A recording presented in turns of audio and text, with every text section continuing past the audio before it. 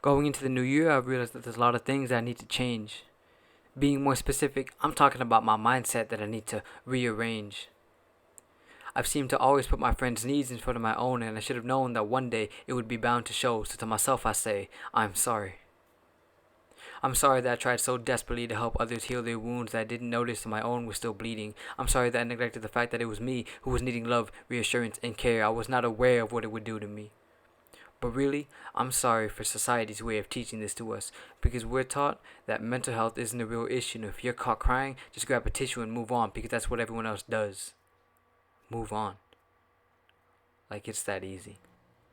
So explain to me why suicide is still one of the leading causes of death, and tell me exactly why it's still continuing to rise.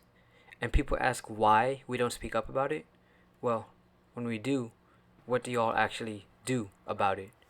You'll say, oh, it's alright. Don't worry, it'll get better. I've heard those lines a million times and I'm tired of trying, but I'll still say I'm fine because the next day it's the same.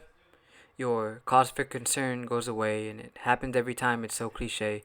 So we brush everything off as if nothing occurred, and every word we vented last night had never been heard. It's so absurd to me how we train ourselves to think that our mental health doesn't matter. There's only a small minority that makes this a priority, and that's what concerns me.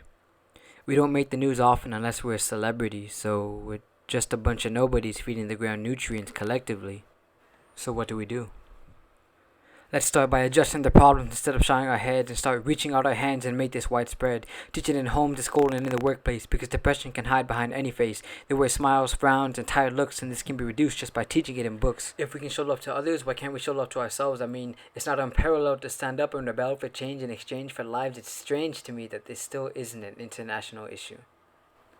There's a saying that says, if you don't love yourself, nobody will. Not only that, you won't be good at loving anyone else. Loving starts with the self.